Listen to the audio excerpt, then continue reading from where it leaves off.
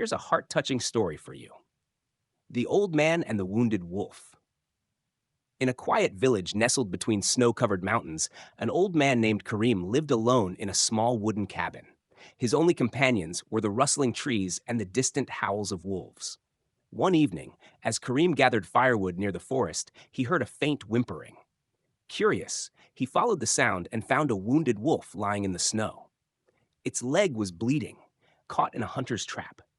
The wolf growled weakly, its golden eyes filled with pain and fear.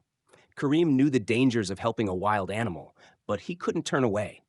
Slowly, he spoke in a gentle voice, "Don't be afraid, my friend, I mean no harm." With careful hands, he freed the wolf's leg and carried it back to his cabin. For days, Kareem nursed the wolf back to health. He cleaned its wound, fed it warm broth, and talked to it like an old friend. The wolf, though wary at first, soon began to trust him. It would watch him with grateful eyes and wag its tail slightly whenever Kareem approached. One night, a terrible snowstorm swept through the village. As Kareem struggled to keep his fire going, he suddenly heard loud barks outside. He opened the door and saw a pack of wolves standing in the snow. Leading them was the very wolf he had saved. To Kareem's amazement, the wolves had brought food, fresh meat from a recent hunt.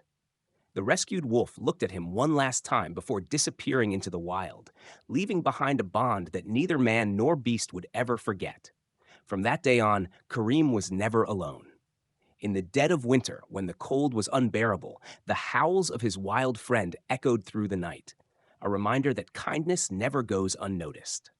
Would you like any adjustments to the story?